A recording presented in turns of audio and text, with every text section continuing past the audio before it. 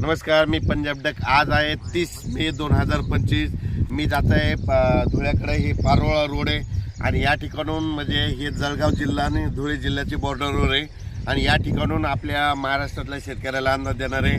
तर पाहू शकता इकडल्या भागामध्ये कापूस लागवड झालेली, यांची 15 मेला लावलेले कापूस एवढाले, पण या ठिकाणून संपूर्ण महाराष्ट्रातल्या शेतकऱ्याला अंदाज देणार आहे। राज्यातल्या सर्व शेतकऱ्याला एक आनंदाची बातमी, इतका पाऊस पडला, मग आता उघडणार कधी?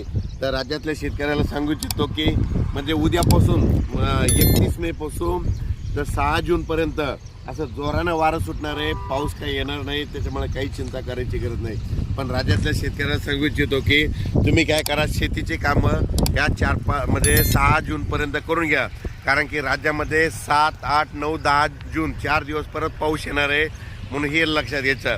आणि ते 7, 8, 9, 10चा पाऊस भाग बदलत पडणार आहे, म्हणून हे अंदाज लक्षात घ्यायचा। पण राज्यात मात्र 6 जूनपर्यंत हवामान कोरडं राहणार आहे, पाऊस काय येणार नाही, त्याच्यामुळे काही चिंता करायची गरज नाही। फक्त आजपासून बघा तुम्ही, आज जोरानं वारे सुटतील, वारे सुटल्याच्या नंतर काय होईल, उद्यापासून चांगलं कडक सूर्यदर्शन होणार आहे, म्हणून हा अंदाज लक्षात घ्यायचा। पण राज्यात काय झालं, इतका पाऊस पडला, आणखीन जवळपास 8-8, 10-10 दिवस वापसा होत नाही। पण माझी विनंती, ज्यांचं रान जसं तयार होईल तसं तुम्ही तयार करा, कारण की राज्यामध्ये 7, 8, 9, 10 जूनला परत थोडा पाऊस येणार आहे, म्हणून हा अंदाज लक्षात घ्यायचा।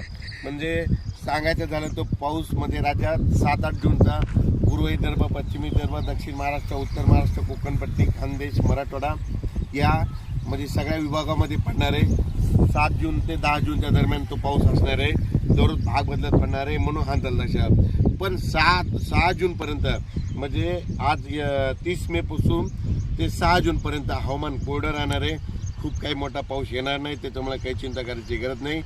अचानक वातावरणाबद्दल लगेच एक निश्चित दिला जाईल। धन्यवाद।